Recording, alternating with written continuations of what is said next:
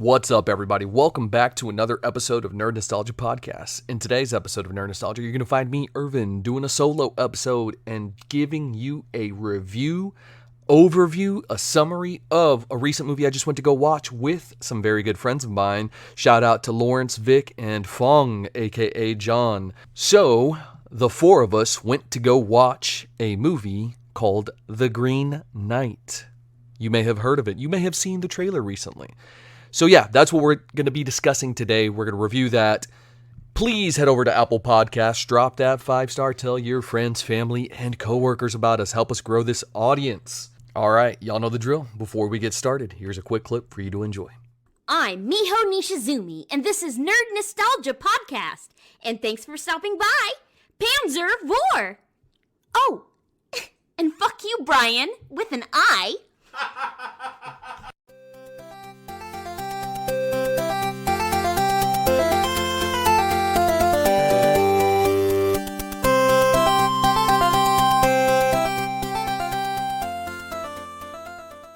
What's going on, all you Nostalgites? Welcome back to another episode of Nerd Nostalgia Podcast. I am your main host today. I am Irvin No last name. It's like a secret identity. We can't tell you our last names, even though if you've bought comic books from me, you probably do have my last name.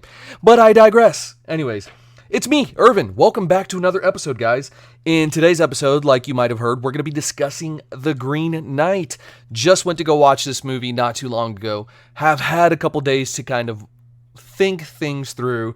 So without further ado, let's jump into it. I'll give you my overall thoughts. We'll go over the production. We'll go over the cast, the cinematography, the plot, with a little bit of spoilers in there. So I'll tell you when and when not to skip ahead.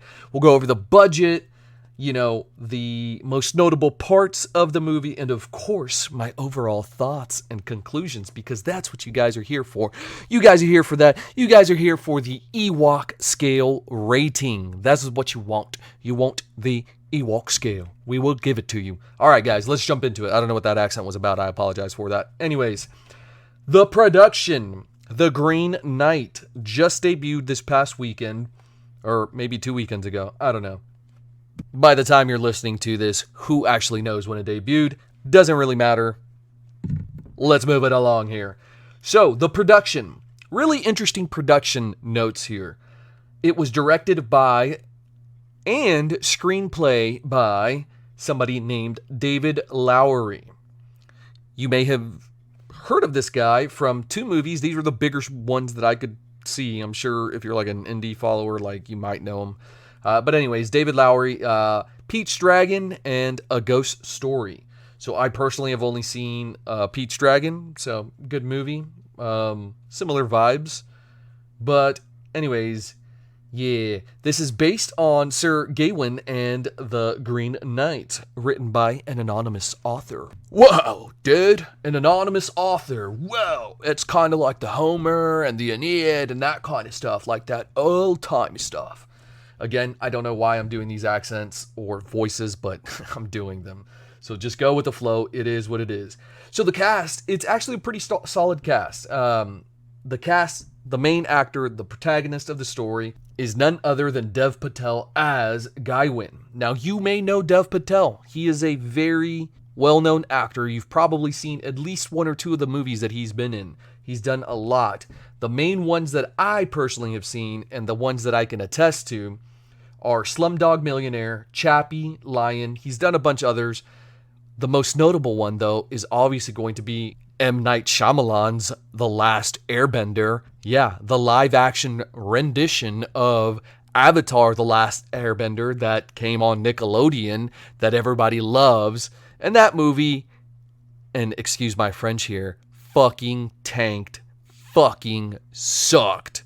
So he was actually Prince Zuko in that. I don't remember his performance because my mind is just trying to forget that movie existed. I will confess to you that I probably have seen that movie at least twice, maybe even 3 times. I want to say 2 for sure. I might even watch it another time coming up just to see how bad it is. Which, speaking of, probably on the next episode, the next Nerd News episode that is, you'll likely get a little update on the live action about that. So make sure you stay tuned, or just head over to our Instagram page, nerd.nostalgia, and go find the actual post that has an update on that.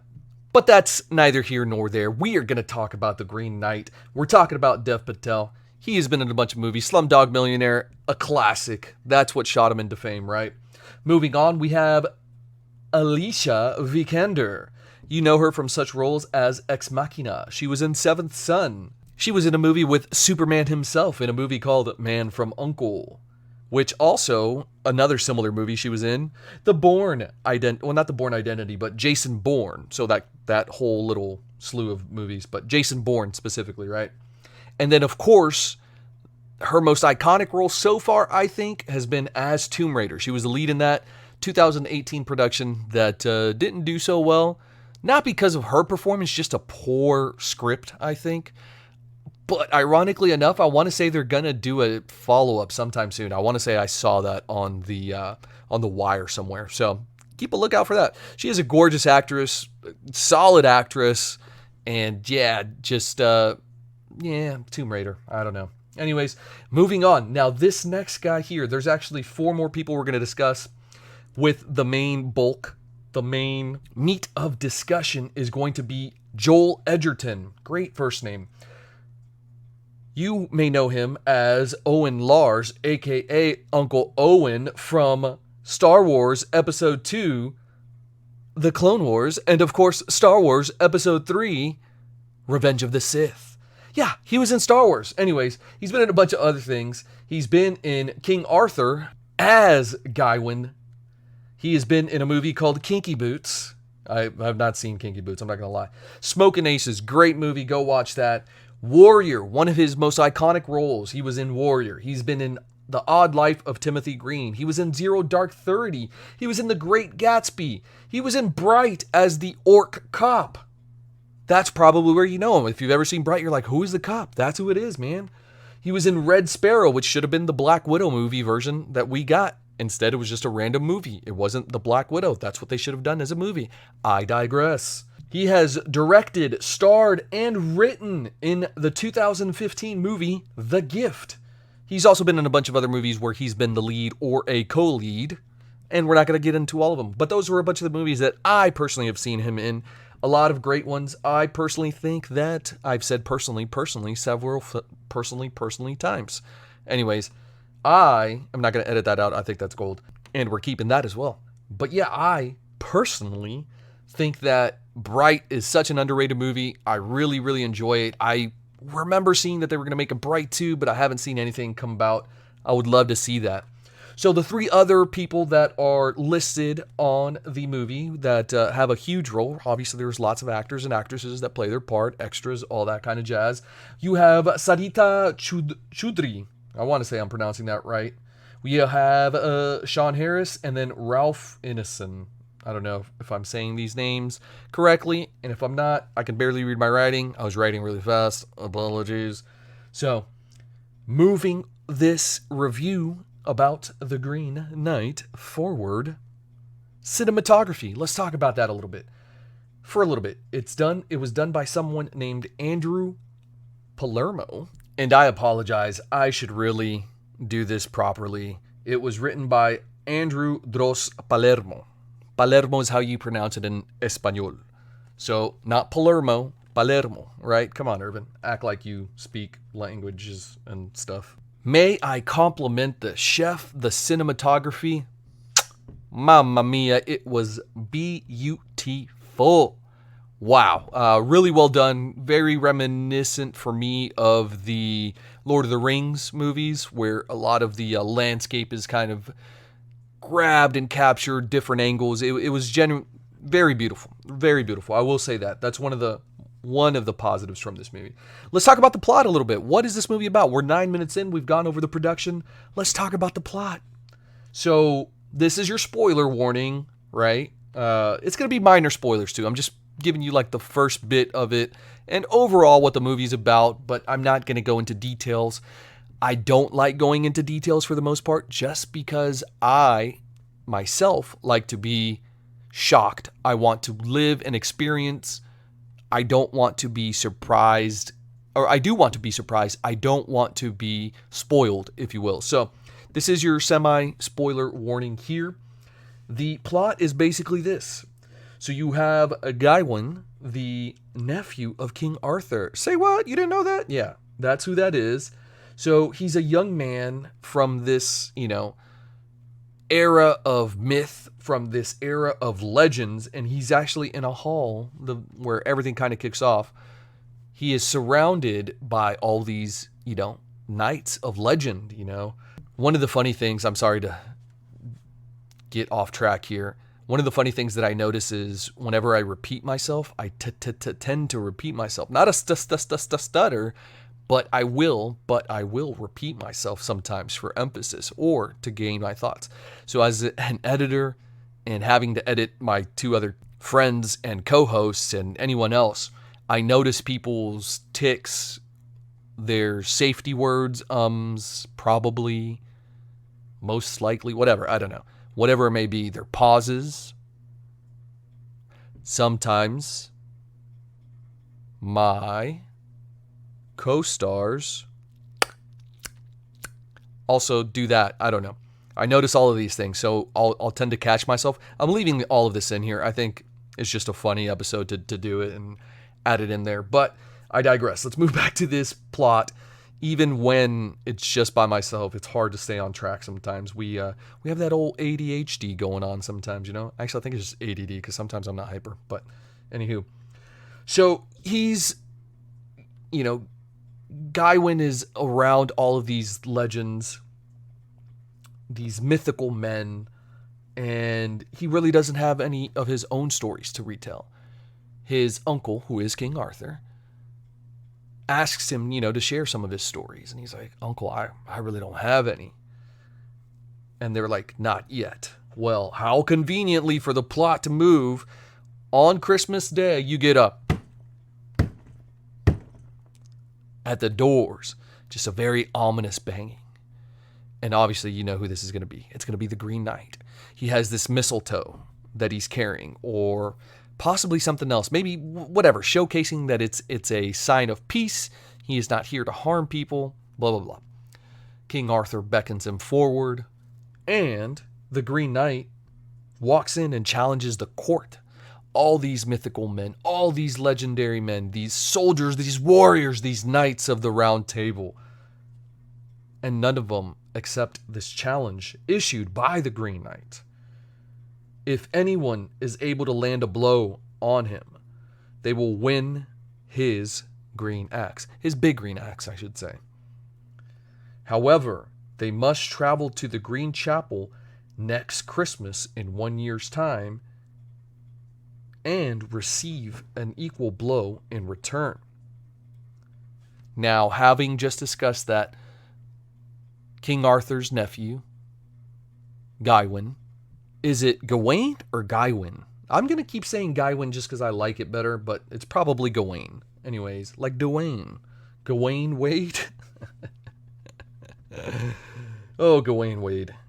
Too funny. So, having had these discussions with his uncle, he doesn't have any of his own stories. He's a young kid. He hasn't really done much with his life aside from hook up with a local peasant girl and drink. And that's it. So, which, as a young kid, that's pretty much what you do. Haha, do. So, here comes this opportunity. Guess what he does? He seizes this opportunity. He sees glory in this. So, Gawain takes the challenge, but instead of fighting, the Green Knight kneels. Perplexed. Gawain gives him several warnings. Hey, defend yourself. Hey, I will strike. The Green Knight just stays there. So sure enough, he decapitates him. Well, boom. That is the end of the plot summary there. This is where things kick off. This is where the movie begins. This is where the journey commences. Now, we'll jump into my feelings and thoughts on this, but before we do, we are going to talk about the most notable part of this movie. Normally this is the nostalgic part, but obviously, since this is a new movie, we will not talk about nostalgia. I guess you could talk about it, if you read the books when you were growing up, blah, blah, blah, or the book, I should say, the novella, the novel, whatever it is. Before we do jump into that, let's talk about the most notable parts of this movie, the positives, before I get into the negatives, because I have a lot to say on this. The cinematography, we've discussed this a little bit. It's beautiful. It's absolutely stunning. Again, just beautiful landscapes, great shots, just good stuff. Throughout the entire movie, it's on point. Like, it's there. The scenes, everything. It's just there. It's really, really good. The next big part is going to be Dev Patel. He does a wonderful, wonderful performance and just crushes this role as Gawain,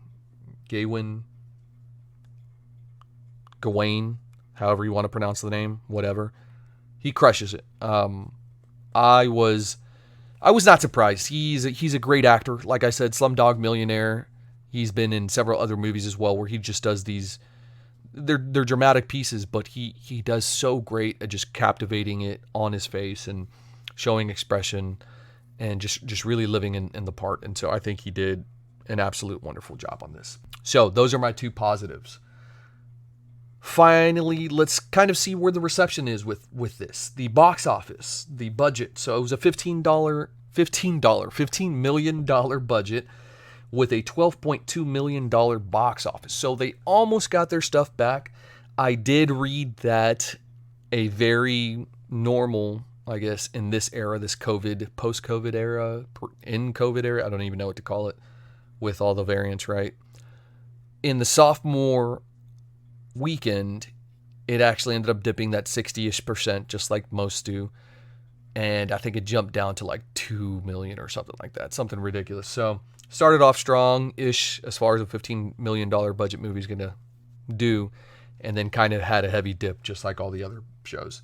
So I love that all these reports, Black Widow dips significantly in second week, Suicide Squad doesn't do well in the box, like all these things. It's like, dude, people aren't going to the theaters. Like, there was 8 of us in a movie theater, and it was just 4 for a while, and then the other ones showed up after pretty much all the credits. But yeah, 8 people. So granted, that's 7 more than were there last year for sure. So I guess things are improving, but it's very slow. And now people are very used to just watching stuff at home. This was a whole topic of conversation between me and my friends. I personally think people need to head back to the movie theaters. Obviously, be cautious, wear a mask, get your individual seatings, be smart about it. Go early in the mornings or late in the afternoons, whatever works around your schedule. But, get back into the movie theaters. It's an American pastime. Does it need to change and evolve? Absolutely it does. Absolutely it does. And I think it will. I think it will. I think prices, need to come down. You can't be charging $17 for a Coke, bro. That's just ridiculous. I'm going to sneak my chicken nuggies from Chick-fil-A. Shout out Eileen, who actually paid for them and snuck them in whenever we went to go watch Black Widow. But yeah, we're going to sneak our chicken nuggies in because, number one, it's delicious. Number two, I don't want to pay $76 for 2 drinks, some chocolate, and some Skittles. That's ridiculous, guy. Ridiculous. So they did have a slight evolution a few years back when most theaters started to sell alcohol. Duh, that was a gimme. It's just, I think, with a lot of these companies, these older companies, you have older executives that aren't with the times. And so when you start to phase them out, then you have young blood, fresh blood that's going to start looking to make the right changes. I digress. Moving back to this. The current ratings, let's see where this sits.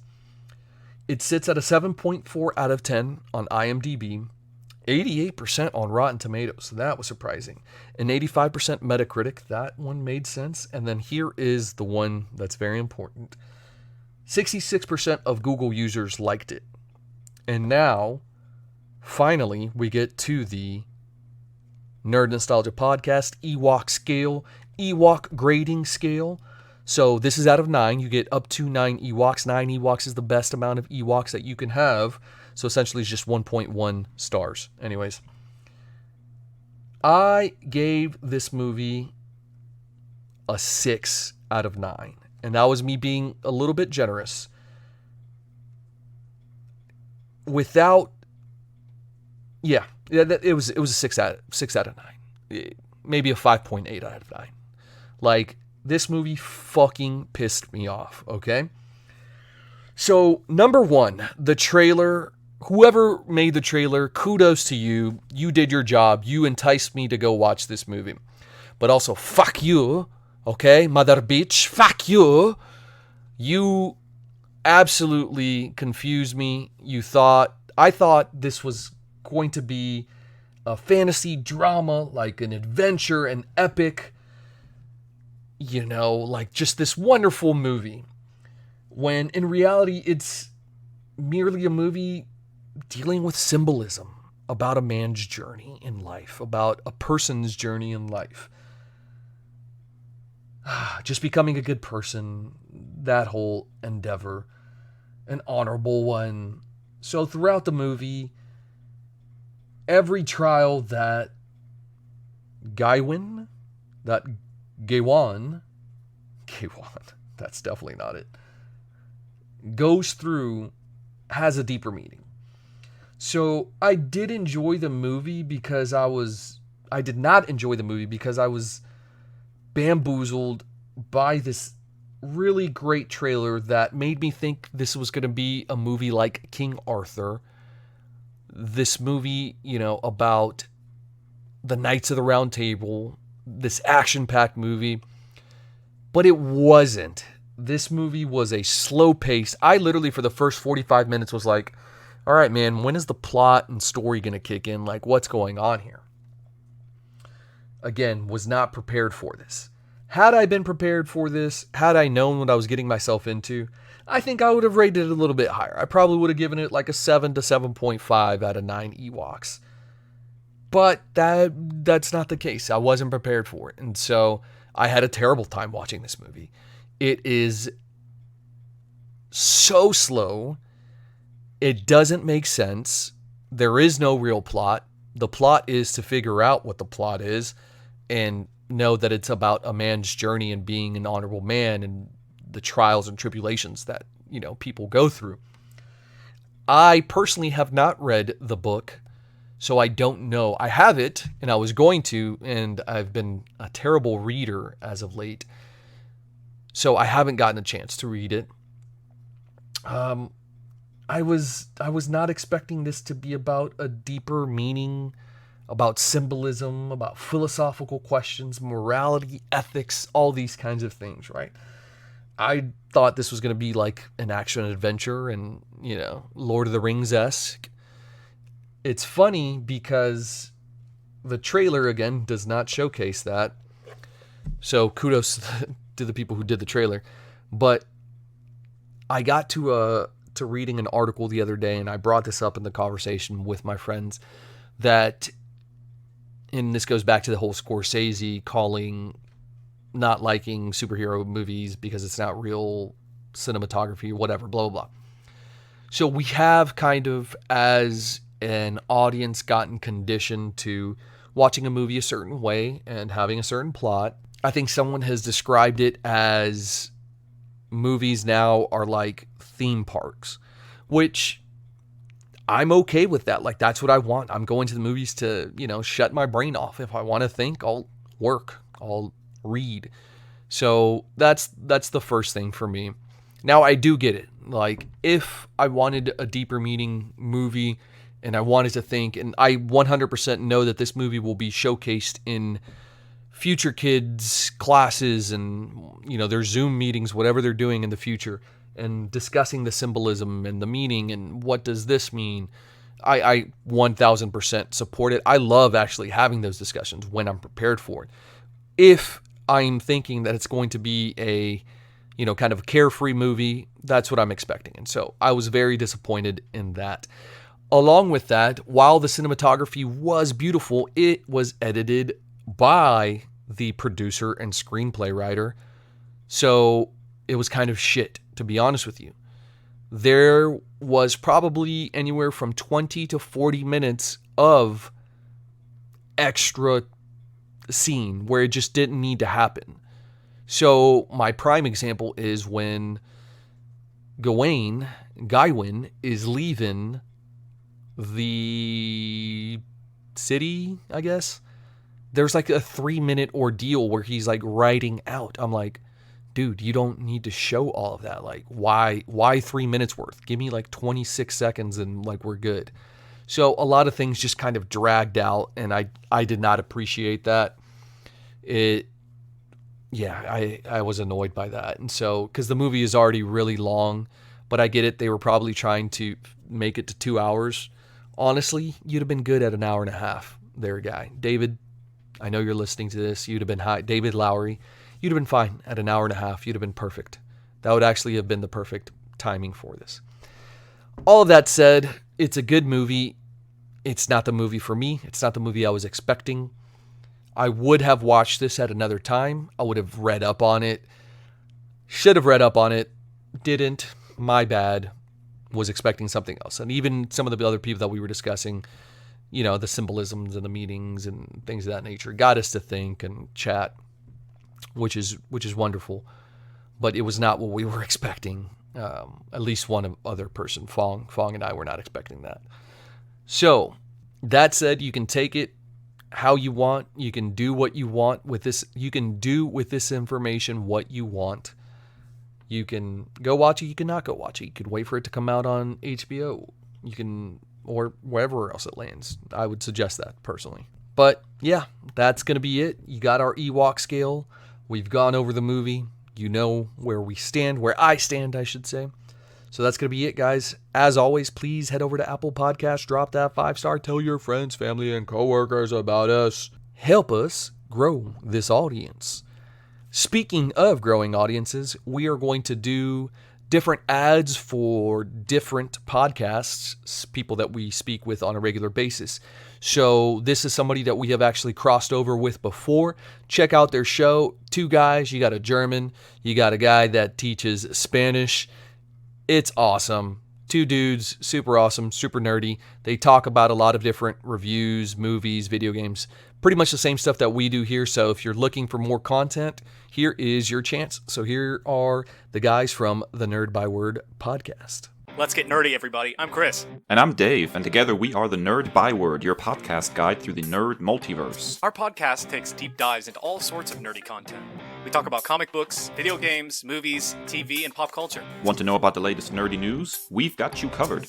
Want to get recommendations about new or obscure media that will fill your nerdy heart with happiness? You've come to the right place. And in our Nerd Big Talk segment, we go deep as we take on some of the biggest questions in nerddom. All that and exclusive interviews with heavy hitters in the nerd world. Join us on the Nerd by Word wherever you get your podcasts and nerdbyword.com. Stay well and stay nerdy. And that's going to be the episode, guys. Thank you so much for joining me. As always, have a wonderful day, morning, night, whatever it is. And remember, stay nerdy, my friends.